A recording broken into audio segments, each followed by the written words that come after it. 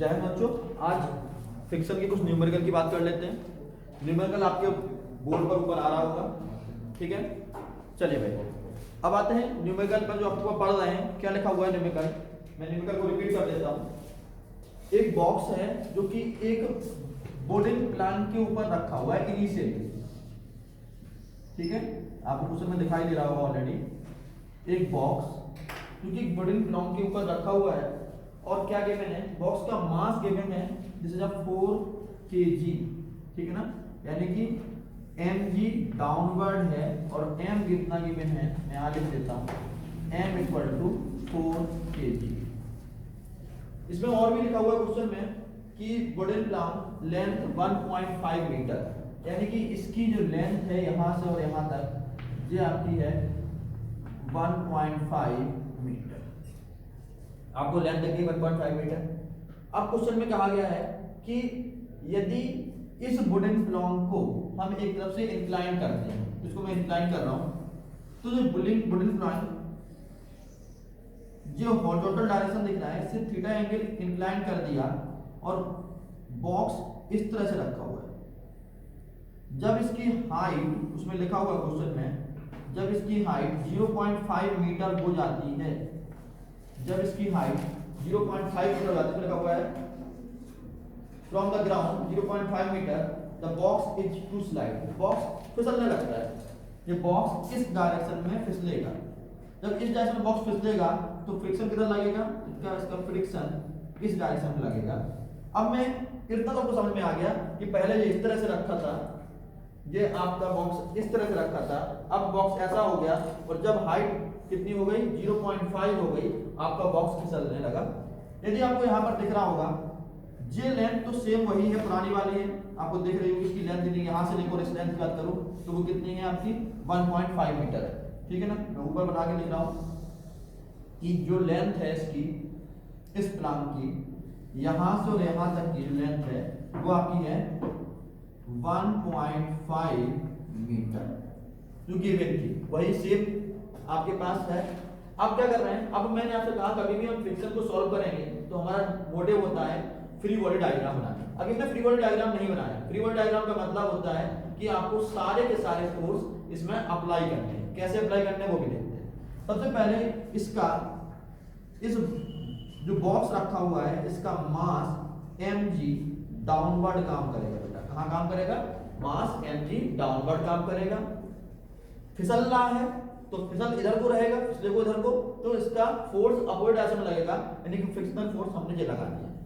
अब क्या होगा सर, हमें चीज बताइए आपने कि जहां पर बॉडी सरफेस होती है, सरफेस के कांटेक्ट से ऊपर की तरफ, ठीक है ना, सरफेस के कांटेक्ट से ऊपर की तरफ एक नॉर्मल रिएक्शन ऊपर काम करने लगता है, हमें यही पता है। एक नॉर्मल रिएक्शन काम करता है, ठीक है ना। चलिए अब बात, यदि मैं इसके,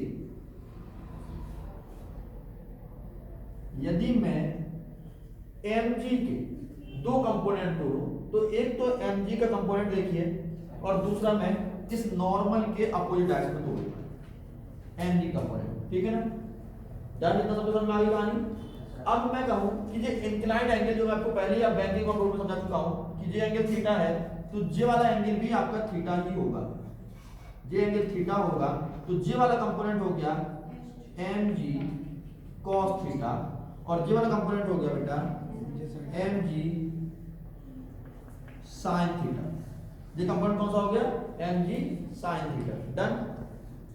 यदि ये कंपोनेंट mg cos थीटा और mg sin थीटा आपको मिल गए दोनों, तो अब देखना बेटा, हमें फ्री बॉडी डायग्राम के हिसाब से n के अपोजिट कौन सा है? cos थीटा, और f के अपोजिट कौन सा है? mg sin theta. दिख रहा है दोनों डायग्राम से आपको? क्या दिख रहा है कि f के अपोजिट जो कंपोनेंट है वो कौन सा है? mg sin थीटा, और f के अपोजिट mg sin थीटा, और n के अपोजिट mg cos थीटा। मैं दोनों कंपोनेंट को इकट्ठा लिख रहा हूं। आप देखना बेटा, n के opposite mg cos theta. Done. m के अपोजिट कौन हो गया? mg cos theta. इसी तरह f के अपोजिट वाला लिख दिया मैंने, f के अपोजिट लिख दिया मैंने एम जी साइन थीटा। ये मेरे पास दोनों कंपोनेंट आ गए। हमसे पूछा क्या गया है सर, क्वेश्चन में हमसे पूछा गया है mu equal to question mark, हमसे म्यू पूछा गया है। यदि आपको याद होगा तो सबको याद है कि एफ और म्यू और एन का रिलेशन क्या है, आप पढ़ चुके हो ऑलरेडी। क्या पढ़ चुके हैं आप लोग पढ़ चुके हो म्यू एस या फिर म्यू आर या फिर mu k into N equal to F. मैं लिख देता हूं यदि किसी को याद ना हो तो। आप ऑलरेडी फ्रिक्शन पढ़ चुके हो, F equal to mu into normal reaction. अब वो आप फ्रिक्शन के लिए स्टैटिक फ्रिक्शन की बात करें तो F S equal to mu S into N, F K equal to mu K, ठीक है। और यदि आप एफ आर की बात करें तो वहां पर म्यू आर हो जाएगा। बस इतना ही है, यानी कोफिशिएंट ऑफ फ्रिक्शन आपका चेंज होता रहेगा। वो डिपेंड करेगा कि बॉडी में क्या हो रहा है, स्टैटिक फ्रिक्शन लग रहा है, दूसरा रोलिंग फ्रिक्शन लग रहा है या फिर काइनेटिक फ्रिक्शन लग रहा है। तो बेटा यहां से देखना, यहां से मुझे म्यू निकालना है तो म्यू इक्वल टू क्या निकल के आएगा, थोड़ा देखना। म्यू इक्वल टू निकलेगा एफ अपॉन एन। बेटा हमारे पास एफ भी और एन भी है, ठीक है ना। यानी कि इसको यदि मैं इक्वेशन नंबर 1 मान लूं और इसे इक्वेशन नंबर 2 मान लूं तो हम डायरेक्ट लिख सकते हैं mu equal to equation 2 upon equation 1, ठीक है ना। क्योंकि हमें n को वैल्यू पुट कर दी, n f upon n equal to mu होता है। बस वैल्यू पुट कर रहा हूं मैं यहां पर। देखिए इक्वेशन 2 की वैल्यू कितनी है, mg cos mg sin theta upon mg cos theta. mg से mg कट गया, ये हो जाएगा tan थीटा। ये क्या होगा मेरे लाल, tan थीटा, ठीक है। अब mu equal to tan theta हो गया, ठीक है। और हम पहले ही अपने ट्रिग्नोमेट्रिकल रेशियो जानते हैं कि tan थीटा इक्वल टू क्या होता है, tan थीटा इक्वल टू होता है परपेंडिकुलर अपॉन बेस, ठीक है ना, परपेंडिकुलर अपॉन बेस। इसमें परपेंडिकुलर दिख रहा है, बिल्कुल हमें परपेंडिकुलर थीटा निकालना है, ठीक है ना। और परपेंडिकुलर कितना है पास 0.5 और बेस कितना है सर, बेस नहीं है तो बेस हम निकाल लेते हैं पाइथागोरस थ्योरम से। कितना होगा, रूट होगा कितना 1.5 का होल स्क्वायर माइनस 0.5 का होल स्क्वायर और tan थीटा इक्वल टू क्या निकल रहा था, म्यू इक्वल टू निकल रहा था, जिसका mu equal to tan theta. अपनी बात एक ही रहता है, तो ये कितना होगा 0.5 अपॉन रूट ओवर 2.25 माइनस 0.25 और इसकी वैल्यू कितनी आई 0.5 अपॉन रूट 2, ठीक है ना। और यदि हम बात करें म्यू इक्वल टू तो जो आएगा 0.5 इंटू 1 अपॉन रूट 2 की वैल्यू होती है 0.7, ठीक है ना। तो ये कितना हो गया 0.35 और यही आपका आंसर है। यानी कोफिशिएंट फ्रिक्शन कितना निकला 0.35। डन, बात समझ में आ गई। मैं एक बार और रिपीट कर रहा हूं, फिर मैं इसको आपको नेक्स्ट क्वेश्चन पे जाऊंगा। सबसे पहले आपको जो गिवन था कि एक बॉक्स है जिसका वेट 4 केजी है, ठीक है ना, किसी भी प्लेट पर रखा हुआ, वुडन प्लेट पर रखा हुआ है, लकड़ी के गत्ते के ऊपर, लकड़ी के बोर्ड के ऊपर रखा हुआ है। इसको हम इसका एक एंड उठा रहे हैं तो ये स्लिप होना शुरू कर रहा है, फ्रिक्शन होना, स्लाइडिंग होना शुरू करता है। जब स्लाइड होगा तो फ्रिक्शन फोर्स पर अपोजिट डायरेक्शन में काम करेगा। नॉर्मल डायरेक्शन बॉडी के जस्ट अपोजिट, यानी कि जहां पर कांटेक्ट होता है उसके अपोजिट काम करता है, ठीक है। तो एन जो हो गया, mg के हमने कंपोनेंट तोड़ दिए, mg cos थीटा और mg sin थीटा। हमें थोड़ा सा पता था f equal to mu into n होता है, तो mu equal to f upon n हो जाएगा। इसीलिए हमने पहले इन कंपोनेंट को बराबर इक्वेट किया, n equal to mg cos theta, n equal to mg cos theta और h equal to mg sin theta. हमने दो इक्वेशन बना ली और इसको जब सॉल्व किया तो हमने मिला कि म्यू किसके इक्वल निकल के आ रहा है बेटा, tan थीटा के इक्वल निकल के आ रहा है। म्यू किसके इक्वल निकल के आ रहा है, tan थीटा के इक्वल। और हमें tan थीटा निकाल दिया आपने सिंपल ट्रिग्नोमेट्रिकल रेशियो से और जो वैल्यू निकली वो निकली 0.35, ठीक है ना। चलिए भाई फिर करते हैं दूसरा क्वेश्चन।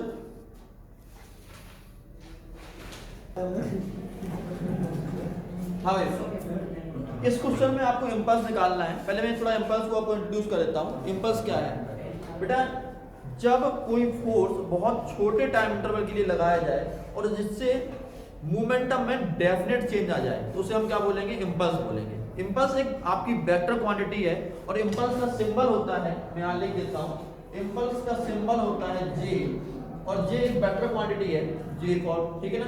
और जे इक्वल टू होता है when a force applied a very short interval of time which produce a finite change in a momentum it gives impulse. यानी कि जब फोर्स बहुत छोटे टाइम इंटरवल के लिए लग रहा है तो उससे मोमेंटम में कोई फाइनाइट चेंज आ रहा है तो उसे हम बोलेंगे इम्पल्स, ठीक है ना। अब क्वेश्चन में आया कि इम्पल्स इसमें निकालना है। एक रूल होता है कि टाइम फोर्स ग्राफ में जो एरिया कवर होता है उसे हम बोलते हैं इम्पल्स। अब देखो बेटा टाइम और फोर्स ग्राफ दिख रहा है और यदि मैं इसमें इस सामने वाले ग्राफ के चार पार्ट करूं तो पहला पार्ट आपको दिख रहा है फर्स्ट, सेकेंड, थर्ड और फोर्थ। यदि इन सबका एरिया सम कर दिया जाए तो आपका आसानी से निकल आएगा इम्पल्स। कैसे? देखो बेटा पहला आपको दिख रहा है ट्रायंगल, फर्स्ट पार्ट, सेकंड आपको दिख रहा है एक रेक्टेंगल, थर्ड में आपको ट्रेपेजियम दिख रहा है और फोर्थ में आपको एक रेक्टेंगल दिख रहा है। इनकी हेल्प से हम सबका एरिया निकाल देते हैं। तो हम जानते हैं J equal to area cover in force time, मैं फोर्स क्वांटिटी वेक्टर क्वांटिटी ले रहा हूं, फोर्स टाइम ग्राफ, ठीक है ना। Area cover in force time graph equal to impulse. अब यहां से इम्पल्स निकाली जाए तो J इक्वल टू एरिया 1 मैं लिख देता हूं, area 1 plus area second plus area third plus area fourth. चारों एरिया का सम कर दिया जाए तो अपने पास इम्पल्स निकल आएगा, ठीक है। देखिए करते हैं। पहला आपको दिख रहा है ट्रायंगल, तो मैं लिख देता हूं 1/2, बेस कितना है इसका 1.5 और हाइट कितनी है 3 इंटू 1.5 इंटू 3 प्लस बेटा दूसरा आपको दिख रहा है एक रेक्टेंगल, और रेक्टेंगल में देखो बेटा हाइट तो दिख रही है 3 बट इसकी ब्रेथ कितनी है 1.5 से 2.5 यानी कितना हो गया 1, इट मींस 1 इंटू 3 प्लस बेटा आपको ट्रेपेजियम दिख रहा है।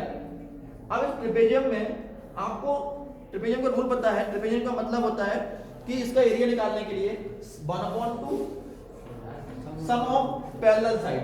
एक साइड का वो एक साइड दिख रही है पैरेलल साइड, देखो पैरेलल साइड दिख रही है, इसकी हाइट दिख रही है 2 और इसकी हाइट दिख रही है 3, इसका मतलब है 2 plus 3 into distance between the parallel side, और डिस्टेंस कितनी है 0.5।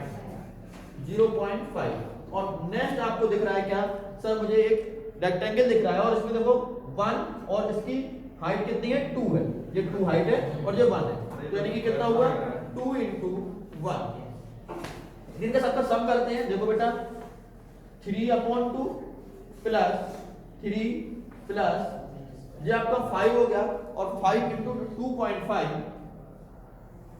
4.5 हो जाएगा, 4.5 प्लस 3 प्लस 2.5/2 प्लस 3, और इसको यही सॉल्व कर देता हूं मैं।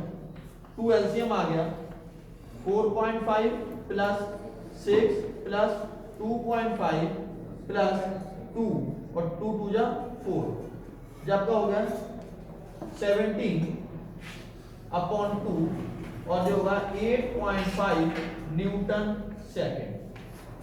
आपका इम्पल्स तो निकल आया 8.5 न्यूटन सेकेंड। अब दूसरा पूछा है तो फाइनल वेलोसिटी कितनी होगी। तो जैसा कि मैं आपको बताया मैंने आपको कि J इक्वल टू होता है फोर्स इंटू डेल्टा टी। बेटा देखना मैं इसको ऐसा लिख सकता हूं J equal to m dv upon dt into delta t, क्योंकि आपको पता है gt, ठीक है ना, आपको पता है एक्सेलरेशन फोर्स इक्वल टू होता है मास इनटू एक्सेलरेशन, और एक्सेलरेशन किसके इक्वल होता है dv अपॉन dt, ठीक है ना। Change in velocity with respect to time equal to acceleration, ये किसके इक्वल है f को हमने, ये अपना पूरा f था, f को हमने f इक्वल टू ma होता है, a को कर दिया dv अपॉन dt।